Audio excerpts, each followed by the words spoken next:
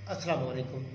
मैं हूं आपका दोस्त, आपका होस्ट सफदर अली हैदरी, और आपको अपने यूट्यूब चैनल हैदरी ऑनलाइन में खुशामदीद कहता हूं। अगर आपने मेरा चैनल सब्सक्राइब नहीं किया तो कर लीजिए और बेल आइकन भी प्रेस कर दीजिए ताकि आपको हर नई वीडियो की नोटिफिकेशन मिलती रहे। आज बात करते हैं खिलाफ मामूल एक समाजी सियासी मौजू पर, जो है महंगाई। हमारी हुकूमतों का अलमिया ये है कि जब वो अपोजिशन में होती हैं तो बड़े बड़े दावे करती हैं। बहुत दावे उनकी तरफ से देखने में आते हैं, ऐसा लगता है कि जैसे उनसे बड़ा हमदर्द कोई और ना हो। वो मुल्की सियासी समाजी हालात का ऐसा नक्शा खींचते हैं कि लगता है कि उनसे बड़ा खैरखा कोई नहीं है और सिर्फ उन्हें हालात का इदराक है। लेकिन जब वो इक़्तिदार में आते हैं तो उन पर ये खुलता है कि वो जो कुछ पेश कर रहे थे हालात उससे कहीं ज़्यादा संगीन हैं, और इससे भी बड़ी हकीकत उन पर यह आया होती है कि उनके पास इन मसाइल का कोई हल नहीं होता, उनके पास कोई टीम नहीं होती, उनके पास विल नहीं होती, उनके पास कोई पॉलिसियाँ ऐसी नहीं होती कि जो आवाम के लिए फ़ायदे का बायस बन सकें। अब यही देख लीजिए कि कप्तान साहब की हुकूमत को 3 साल हो चुके हैं, आवाम महंगाई के हाथों पिस रहे हैं। डॉलर की कीमत को 10-15 रुपये गिरा कर कहा जा रहा है कि ये पाकिस्तान के लिए फ़ायदा का बायस है, जबकि पेट्रोल जो है वो 140 रुपये से ऊपर हो चुका है।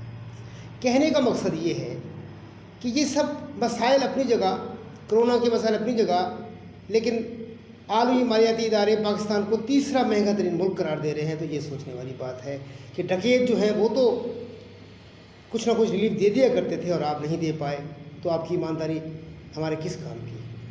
मैंने एक कॉलम भी लिखा था बदलता ज़माना में, और आज वही बात दोहरा रहा हूँ कि आवाम को जिनकी नौकरी नहीं है, जिनको रोज़गार नहीं मिला, जिनकी फैक्ट्रियाँ नहीं हैं, कारखाने नहीं हैं, जिनकी दुकानें नहीं हैं, जो मज़दूर पेशा तबका और जो प्राइवेट इदारों में पढ़ाने वाले हैं, मसलन टीचर्स हैं या कुछ ऐसे काम करने वाले हैं जिनकी तनख्वाहें इतनी नहीं होती कि वो घर का बोझ उठा सकें, उनके लिए आपको राशन कार्ड का इजरा करना होगा। मुझे याद है कि जब बच्चा था तो हम 2-3-4 किलो चीनी जो है हमें हर माह मिला करती थी, हम राशन डिपो से लेके आया करते थे, और मैं समझता था कि चीनी जो है वो दुकानों पर नहीं बिकती।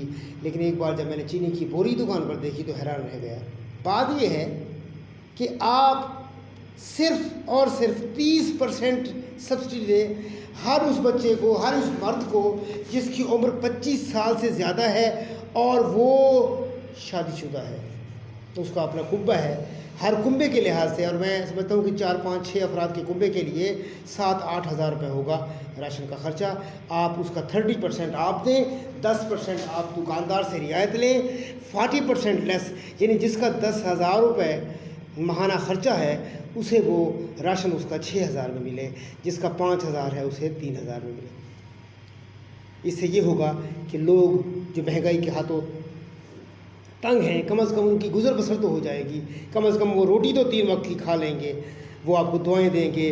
आपकी तमाम मुआशी टीम जो है या जो आपके हैं इक़्तिसादी अमूर के माहिरीन, मैं तो समझता नहीं हूँ कि उनको आवाम की परवाह है, उन्हें आवाम का इदराक है। वो वही बिलावल की तरह 100 रुपये किलो अंडे वाली बात करते हैं, या कहा जाता है कि अगर रोटी नहीं है तो केक खा लिया करें।